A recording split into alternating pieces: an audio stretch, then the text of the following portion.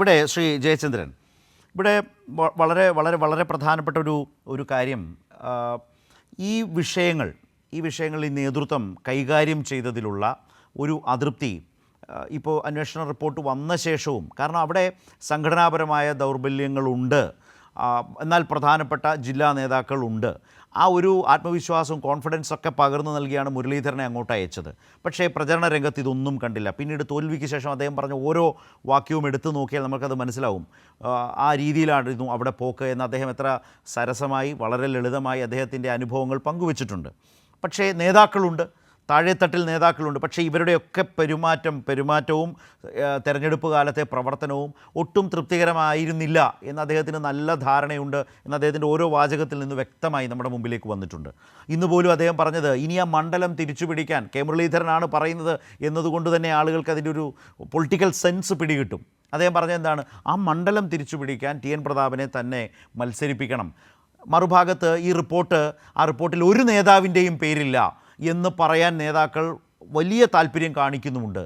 പക്ഷേ സംഘടനാ ദൗർബല്യമുണ്ട്. അങ്ങനെയാണെങ്കിൽ സംഘടനാ ദൗർബല്യത്തിന്, അല്ലെങ്കിൽ ആ ഒരു പശ്ചാത്തലത്തിൽ ആ തെരഞ്ഞെടുപ്പിന് നേതൃത്വം കൊടുത്ത ആളുകൾ അതിനനുസരിച്ച് പ്രവർത്തിച്ചോ, ഏതൊക്കെ തരത്തിൽ വീഴ്ച വരുത്തി എന്നുള്ളതല്ലേ പ്രധാനമായും പരിശോധിച്ചാൽ സ്വാഭാവികമായും അതിൽ പേരുകൾ ഉൾപ്പെടില്ലേ? അപ്പോൾ പേരുകളില്ലാത്ത, വീഴ്ച നടത്തിയവരെ കണ്ടെത്താത്ത റിപ്പോർട്ട് എന്ത് റിപ്പോർട്ടാണ്?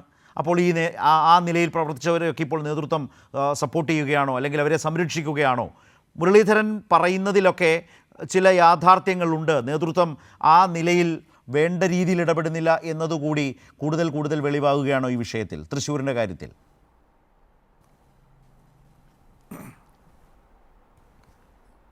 ശരത്തെ, ഈ കെ മുരളീധരൻ എന്ന രാഷ്ട്രീയ നേതാവ് നിഷ്പ്രയോജനകരമായോ അല്ലെങ്കിൽ നിഷ്കളങ്കമായോ എന്തെങ്കിലും ഒരു വാക്ക് പറയുന്നയാളല്ല എന്ന് മുരളീധരനെ ശ്രദ്ധിച്ചിട്ടുള്ള ആർക്കും അറിയുന്ന കാര്യമാണ്.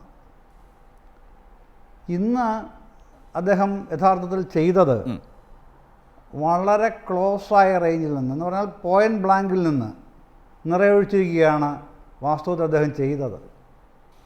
അദ്ദേഹം പറഞ്ഞ അദ്ദേഹത്തിൻ്റെ വാർത്താ സമ്മേളനത്തിലെ ഏറ്റവും സുപ്രധാനമായ ഭാഷണം, സ്റ്റേറ്റ്മെൻറ്റായിട്ട് ഞാൻ കാണുന്നത് താങ്കളിപ്പോൾ ഏറ്റവും ഒടുവിൽ സൂചിപ്പിച്ച ഇക്കാര്യം തന്നെയാണ്. പ്രതാപൻ എന്നുള്ള ആ ഒരു ടാർഗറ്റ് തന്നെയാണ് മുരളീധരൻ മുമ്പോട്ട് വയ്ക്കുന്നത് കോൺഗ്രസ് രാഷ്ട്രീയത്തിന് മുൻപാകെ.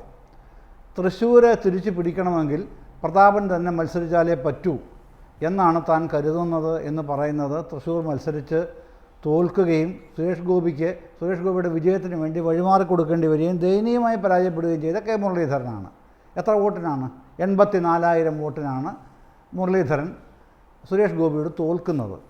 അപ്പോൾ ഈ 84,000 വോട്ടിന് തോറ്റ കെ മുരളീധരൻ എന്ന രാഷ്ട്രീയ നേതാവിന്, ലീഡർ കെ കരുണാകരൻ്റെ മകന്, മുൻ KPCC പ്രസിഡൻറ്റിന് ഇനി അവിടെ ഒരംഗത്തിന് ബാല്യമില്ല എന്ന് അദ്ദേഹം തുറന്നു പറയുകയാണ് കേരളീയ പൊതുസമൂഹത്തോട്. എന്ന് മാത്രമല്ല, അവിടെ ജയിക്കണമെങ്കിൽ പ്രതാപൻ തന്നെ നിന്നാലേ പറ്റൂ എന്ന് പറഞ്ഞാൽ എന്താണ് ഡയറക്റ്റായിട്ടുള്ള അർത്ഥം? 84,000 വോട്ട് കൊണ്ട് പോയത് പ്രതാപനും അദ്ദേഹവുമായി ബന്ധപ്പെട്ട സംവിധാനങ്ങളുമാണ് എന്ന് സ്ട്രെയിറ്റായിട്ടങ്ങ് എസ്റ്റാബ്ലിഷ് ചെയ്യാൻ ശ്രമിക്കുകയല്ല, അതങ്ങനെ അങ്ങ് എസ്റ്റാബ്ലിഷ് ചെയ്യുകയാണ് കെ മുരളീധരൻ ചെയ്യുന്നത്. എന്നിട്ട് കൂട്ടത്തിൽ മറ്റൊരു കാര്യം കൂടെ അദ്ദേഹം നമ്മുടെ ശ്രദ്ധയിലേക്ക് കൊണ്ടുവരുന്നുണ്ട്. ഒരു കാര്യമല്ല, 2 കാര്യം. ഒന്ന്, രാഷ്ട്രീയകാര്യ സമിതി, പൊളിറ്റിക്കൽ അഫയേഴ്സ് കമ്മിറ്റി എല്ലാ മാസവും ഇനിയിപ്പോൾ കൂടുമെന്നാണല്ലോ പറയുന്നത് എന്നൊരു കാര്യം. മറ്റൊന്ന്, എത്രയോ അന്വേഷണ കമ്മീഷൻ റിപ്പോർട്ടുകൾ ഒരു നടപടിയും എടുക്കാതെ KPCC ഓഫീസിലുണ്ട് എന്ന് മറ്റൊരു നിരീക്ഷണം. ഇതൊക്കെ എന്താണ്? നമ്മോട് പറയുന്നതല്ല, നമ്മോട് പറയുന്നത് നമുക്ക് ചർച്ച ചെയ്യാം. പക്ഷേ കോൺഗ്രസിനോട് പറയുന്നത് എന്താണ്? എൻ്റെ പ്രിയപ്പെട്ട സുഹൃത്ത് ജോർജ് പൊടിപാറ ഉണ്ടല്ലോ ചർച്ചയിൽ. അദ്ദേഹത്തിന് ഇവരൊക്കെ ആയിട്ട് നേരിട്ട് വ്യക്തിപരമായ ബന്ധമുള്ള മാധ്യമപ്രവർത്തകൻ കൂടെയാണല്ലോ. അദ്ദേഹം പറയുന്നത് ജനങ്ങൾ വിശാലമായി ചിന്തിച്ചു, ഒരു നല്ല മനുഷ്യനാണ് സുരേഷ് ഗോപി എന്ന് മനസ്സിലാക്കി അദ്ദേഹത്തിന് അങ്ങ് വോട്ട് ചെയ്തു. അങ്ങനെയാണെങ്കിൽ സർ, ഈ 84,000 വോട്ട് കുറഞ്ഞല്ലോ കോൺഗ്രസ്സിന്, മുരളീധരന്. അപ്പോൾ സുനിൽകുമാറിന് 16,000 വോട്ട് കൂടിയല്ലോ. അതെന്ത് മാജിക്കാണ്? താങ്കൾ പറയുന്നു നിയമസഭാ തെരഞ്ഞെടുപ്പിൻ്റെ ടാലി വെച്ചുകൊണ്ട് നോക്കുമ്പോൾ അനലൈസ് ചെയ്യുമ്പോഴേക്ക് ലക്ഷക്കണക്കിന് വോട്ടിന് സുനിൽകുമാർ അനായാസേന ജയിക്കേണ്ടതാണ്. ഓക്കെ, ആ വാദമുഖം അവിടെ നിന്നോട്ടെ. ആ വാദത്തിന് വേണ്ടി താങ്കളുടെ അഭിപ്രായം ഉൾക്കൊള്ളുന്നു. അപ്പോൾ പാറ്റേണിൻ്റെ കാര്യം പറഞ്ഞല്ലോ, ശരത്ത് തന്നെ പറഞ്ഞല്ലോ പാറ്റേണിൻ്റെ കാര്യം. പിന്നെ നിയമസഭയുടെയും ലോക്സഭയുടെയും വോട്ടിംഗ് പാറ്റേൺ രണ്ടും വ്യത്യസ്ത തലങ്ങളിലാണ്, പഞ്ചായത്തിൻ്റെയും അത് മറ്റു തലത്തിലുമാണ്. പക്ഷേ കഴിഞ്ഞ 2019 കിട്ടിയതിനേക്കാൾ 16,000 വോട്ട് കൂടുകയാണല്ലോ LDF സ്ഥാനാർത്ഥിക്ക് ചെയ്തത്. അപ്പോൾ അന്ന് തന്നെ നേരത്തെ ആ ചർച്ചകളുടെ തുടക്കകാലത്ത് തന്നെ കോൺഗ്രസ് നേതാക്കൾ മറുചോദ്യം ഉന്നയിച്ചിരുന്നത് അപ്പോൾ എത്ര വോട്ട് കൂടി എന്ന് നിങ്ങൾ നോക്കണ്ടേ. അതെന്തിനാണ് സർ? വോട്ട് കൂടി, ഈ എത്ര വോട്ടർമാർ കൂടി എന്നുള്ളതല്ല, ഇവിടെ വോട്ട് കൂടിയല്ലോ. സ്ഥാനാർത്ഥിക്ക് 16,000 വോട്ട് കൂടി, അതേസമയം കോൺഗ്രസ് സ്ഥാനാർത്ഥിക്ക് 84,000 വോട്ട് കുറഞ്ഞപ്പോഴാണ് 75,000 വോട്ടിന് മുരളീധരൻ ജയിക്കുന്നത്. ആ ഫാക്റ്റ് നമ്മുടെ മുമ്പിൽ, ആ സ്റ്റാറ്റിക്സ് നമ്മുടെ മുമ്പിൽ നിൽക്കുകയാണല്ലോ. അവിടെയാണ് ഞാൻ പറഞ്ഞത്, പോയിന്റ് ബ്ലാങ്കിൽ നിറയൊഴിക്കുകയാണ് മുരളീധരൻ. അത് കൊണ്ടുപോയത് ആരാണ്? അത് കൊണ്ടുപോയത് TN പ്രതാപനാണ്. TN പ്രതാപൻ ആയതുകൊണ്ട് തന്നെയാണ് TN പ്രതാപൻ നിന്നാലേ ആ സീറ്റ് ജയിക്കൂ എന്ന് മുരളീധരൻ ഇന്ന് ഒരു കാരണവുമില്ലാതാണ് ഓർമ്മിപ്പിക്കുന്നത്. ഇങ്ങനെ ഓർമ്മിപ്പിക്കുന്നതിന് യാതൊരു കാരണവുമില്ല എന്നും കൂടെ നമ്മൾ വിശ്വസിക്കണമോ ശരത്തെ? ഇത് മുരളീധരനെയും ഒരേ സമയം മുരളീധരനെയും അതേസമയം തന്നെ പ്രതാപനെയും വെടിവെച്ച് വീഴ്ത്തുന്ന ആ തന്ത്രത്തിൻ്റെ പേരെന്താണെന്നുള്ളത് ശ്രീ പൊടിപാറ തന്നെ പറഞ്ഞാൽ മതി. കോൺഗ്രസ്സിലെ ഹൈക്കമാൻഡ് തന്ത്രം, അത് ഈ ശൃഗാല കൗശലം എന്നൊന്നും പറഞ്ഞാൽ മതിയാവില്ല. അതിൻ്റെ ആ പ്രയോഗം, അതിൻ്റെ ആ ഒരു വ്യാപ്തി അതിലും അപ്പുറമാണ്. അതുകൊണ്ടാണ് ഒരേ സമയം മുരളീധരനെ വീഴ്ത്തി അതേസമയം തന്നെ ഇദ്ദേഹത്തിനെ ഒഴിവാക്കുകയും ചെയ്തു, പ്രതാപനെ. പിന്നെ തോൽവിയുടെ പേരിലോ ജോസ് വള്ളൂരിനെ അടക്കം അവിടുന്ന് ഡീപ്പോസ് ചെയ്തുകൊണ്ട് പിന്നെ കൊണ്ടുവന്ന ആരാണ്? ശ്രീകണ്ഠനെ കൊണ്ടുവരുന്നു പ്രസിഡൻ്റായിട്ട്. ഇതിൻ്റെ അകത്തൊക്കെ വരുന്നത് എന്താണ്? ഒരു തരം പിന്നെ ഈ അപ്രമാദിത്വം തന്നെയല്ലേ? അപ്രമാദിത്വം എന്നുള്ളതാണോ പറയേണ്ടത്, അതോ ആധിപത്യപരം ഹെഗമോണിക്കൽ എന്നുള്ളതാണെന്നുള്ളത് മറ്റൊരു കാര്യം.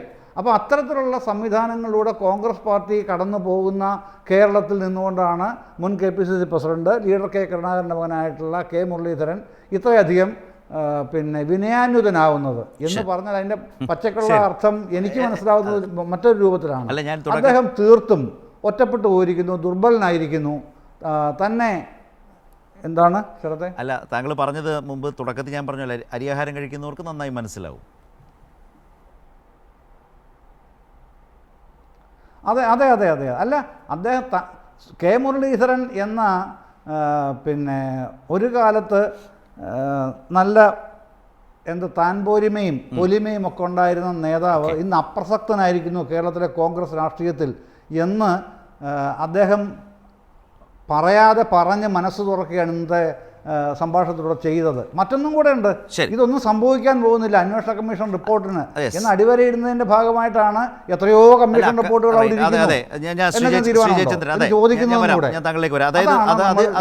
അത് നേരത്തെ തന്നെ അന്വേഷണം എന്നൊരു ഓഫർ ആദ്യം വന്നപ്പോൾ തന്നെ K മുരളീധരൻ അത് തടഞ്ഞതാണ്. കാരണം അതിൽ താനൊരു പരാതിക്കാരനാവുന്നില്ല. കാരണം പരാതിപ്പെട്ടിട്ട് കാര്യമില്ല. അന്വേഷണ റിപ്പോർട്ടുകളുടെയൊക്കെ അവസ്ഥയെക്കുറിച്ച് അദ്ദേഹം തന്നെ പറഞ്ഞ് നമുക്കൊക്കെ നന്നായി അറിയാം. അതുകൊണ്ട് തന്നെ അതിലൊരു വിശ്വാസവും അർപ്പിക്കാതിരുന്ന K മുരളീധരനാണ് ഇപ്പോൾ ആ അന്വേഷണ റിപ്പോർട്ടുമായി പുറത്തു വരുന്ന വിവരങ്ങൾ വാർത്തകളാകുമ്പോൾ ശരി എന്നുള്ള ഒരു പൊതുചിന്ത വളരുന്നുണ്ട്. കാരണം അദ്ദേഹം അന്നേ പറഞ്ഞു ഇതിൻ്റെ ഗതി ഇങ്ങനെയൊക്കെ തന്നെയാകും, അതുകൊണ്ട് ആ വഴിക്ക് പോകണ്ട.